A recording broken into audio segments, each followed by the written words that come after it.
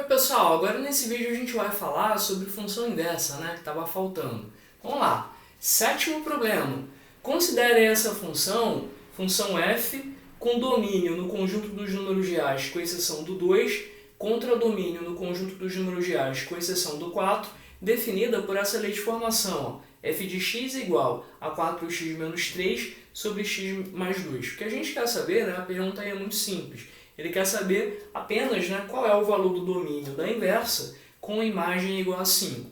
Então, o que a gente pode fazer? A gente pode pensar, relembrar na definição de função inversa. Então, a função inversa é uma função que desfaz o que a função original faz. Então, por exemplo, eu tenho uma função de A em B, que eu vou chamar essa função de f. Tá? O domínio é A e o contradomínio é B. Essa função f ela vai pegar um valor em A e transformar num valor em B. Tá bom? Isso é o que faz a função f.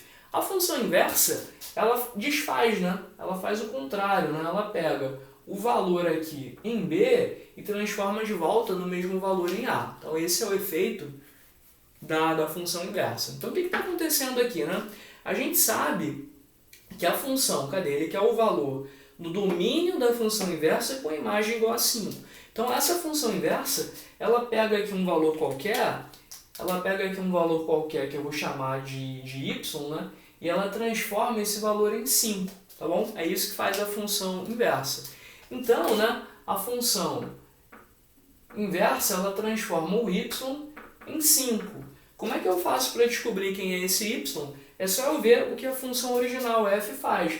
A função original pega o 5 e transforma no y, faz o caminho contrário. Então, se eu quero descobrir quem é esse y, eu nem preciso descobrir quem é a expressão da função inversa.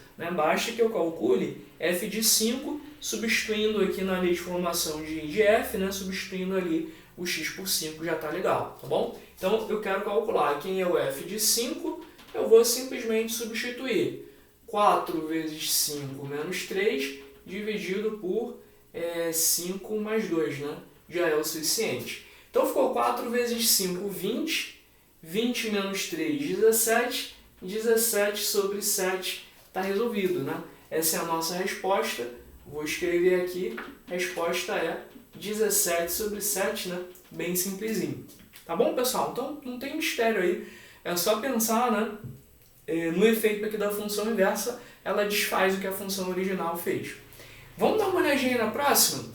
Vamos lá, vale a pena você pausar o vídeo aí e dar uma pensadinha.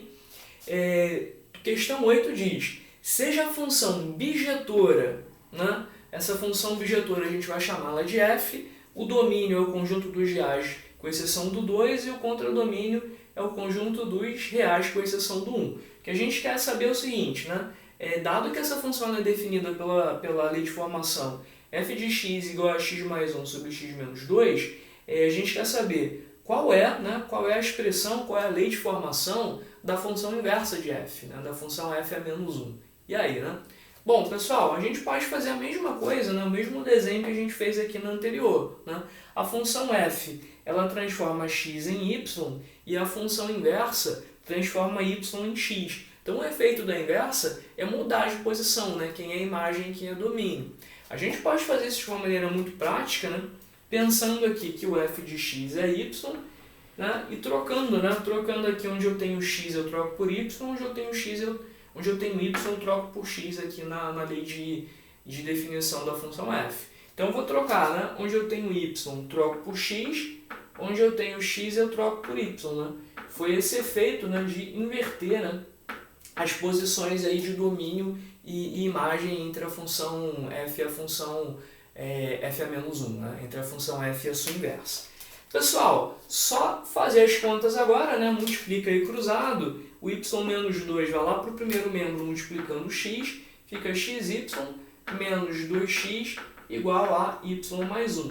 A gente quer isolar o y, então a gente vai jogar tudo que tem y para o primeiro membro, vai aparecer xy menos y igual a 2x mais 1, e aí, botando aqui o y em evidência, vai ficar desse jeito, Só pegar agora o x menos 1 e passar ele dividindo, Então a gente vai encontrar y igual a 2x mais 1 dividido por x menos 1. Tá? Então, se a gente quiser definir aí essa função inversa, né? A função inversa de x, ela é uma função onde, primeiro, né, o domínio aqui, o domínio e a imagem, aliás, o domínio e o contradomínio, né, eles vão mudar de posição, então ela vai ser uma função de r menos 1 em r menos 2, né? Repara que inverti aqui a posição, né, do domínio com o contradomínio. Tanto faz, né? Contradomínio e imagem é a mesma coisa que a função bijetora. Se ela é bijetora, ela é sobrejetora, né? E contradomínio e imagem coincidem. E quem é a lei de formação, né? Quem é a lei de definição? A lei de definição está aqui, né? A gente encontrou 2x mais 1 sobre x menos 1. Aliás, né, uma coisa interessante que eu não comentei com vocês sobre função inversa, né, que lida, né, a ideia de função inversa com a função composta, é que se você fizer a composição de f com a inversa, agora eu não lembro se eu cheguei a falar isso com vocês, mas se a gente faz a composição de f com a inversa, em qualquer ordem, né, f com a inversa ou a inversa com f, a composição sempre vai dar a função identidade. O que é a função identidade? F de x é igual a x. É a função que transforma um número nele próprio. Que faz todo sentido, né? Porque se você faz a composição de f com f de linha, né, você pega aqui o 5 vira y, depois você aplica a inversa, o y vira o 5 de novo. Então você sempre volta para a posição onde você começou, né? Então é uma conexão aí interessante entre função composta e função inversa. Pessoal, foi, né? Matamos aí esse problema 8. Peço para vocês darem uma olhadinha aí no problema 9, né? Dar uma pensada. O problema 9 vai também misturar essas ideias, né? A gente tem aí duas funções reais, quer dizer, o domínio é o conjunto dos reais, a função f de x igual a 3x menos 2 e a função g de x igual a 2x mais 5. A gente quer o seguinte, a gente quer encontrar quem é a expressão, né? Quem é a lei de definição da inversa de Goff, né? Então você vai fazer Goff, né? Que é a composta g com f, e depois vai pegar e encontrar a inversa dessa função, tá bom? Então, dá aquela pausa, né? Tenta fazer e a solução vem agora, né?